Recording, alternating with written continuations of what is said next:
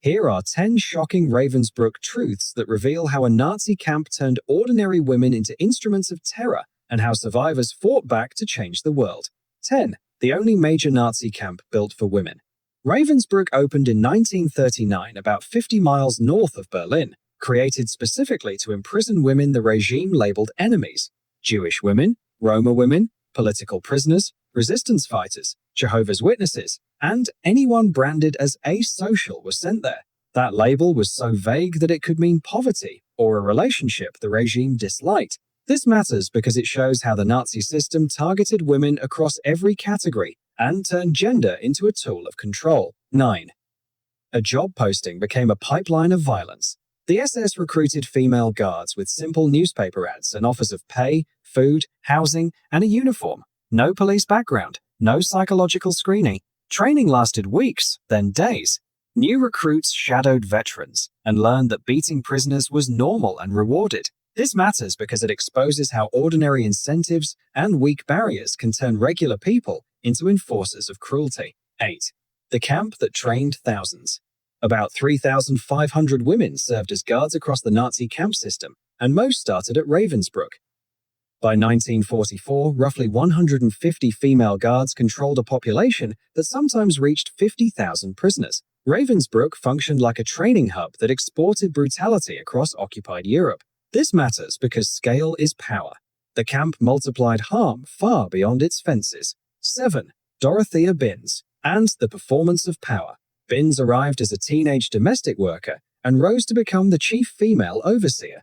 Survivors described her relentless beatings, a dog used to terrorize prisoners, and endless roll calls in freezing cold simply to watch women suffer. She helped select women for death during the final months.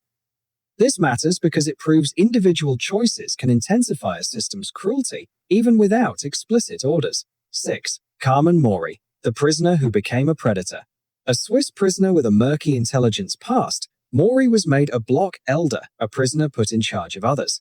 She beat sick women in the infirmary and was accused of killing at least one. Prisoners feared her because she was one of them and still chose violence. This matters because it shows how the SS weaponized prisoner hierarchies to fracture solidarity and spread terror from within. 5. Vera Salvequart and deadly medicine. A Czech nurse in the infirmary, Salvequart, was accused by survivors of giving a white powder in food to women who then died. She denied it, but repeated accounts painted a stark pattern. The place meant for healing became another killing ground. This matters because it reveals how expertise can be twisted into a tool of death when ethics are erased. 4. The last gasps turned into mass murder. As Germany lost the war, Ravensbrück built a gas chamber near the crematorium. Women were told they were being sent to a recovery center called Mittwerda. It was a lie. Between January and April 1945, an estimated 5,000 to 6,000 women were gassed and cremated. Selections felt random. A look, a mood, a memory of defiance. This matters because it captures the ruthless push to destroy evidence and lives in the final months. 3. Death marches and liberation. As the Red Army advanced, prisoners from the east flooded into Ravensbrück, spreading disease and starvation. Then came forced marches west. Guards shot women who fell behind. On April 30th, Soviet troops reached the camp and found thousands too sick to move. The war in Europe ended 8 days later. This matters because liberation did not erase wounds. It revealed them, too. The British Hunt and the Ravensbrück Trials. Investigators interviewed survivors across Europe and heard matching stories about the same guards and the same crimes. 16 defendants faced a British tribunal in 1946, including Dorothea Binz, Carmen Mory, and Vera Salvequart. 11 were convicted. Several were sentenced to death. Binz and Salvequart were hanged in 1947. Mory died by suicide the night before her execution. Other cases followed, and the commandant Fritz Suren was later executed by a French tribunal. This matters because it established personal responsibility. Following orders did not erase guilt when cruelty went beyond any command. 1. Survivors who changed the world. Many women returned home to silence, disbelief, or politics that filtered memory. Yet, the Ravensbrück rabbits, Polish survivors of brutal surgical experiments, testified at the doctor's trial and helped shape the Nuremberg Code that demanded voluntary consent in medical research.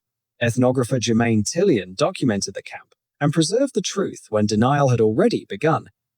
Today, the Ravensbrück Memorial stands on quiet ground that still holds what happened. This matters most because the legacy is not only horror, it is a blueprint for ethics, for accountability, and for remembering what people did and what people resisted.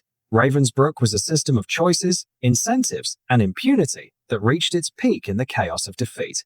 It trained ordinary people to be cruel, yet it also produced voices strong enough to write new rules for humanity. Learn the lessons, protect the ethics, and never forget the women whose testimonies still speak.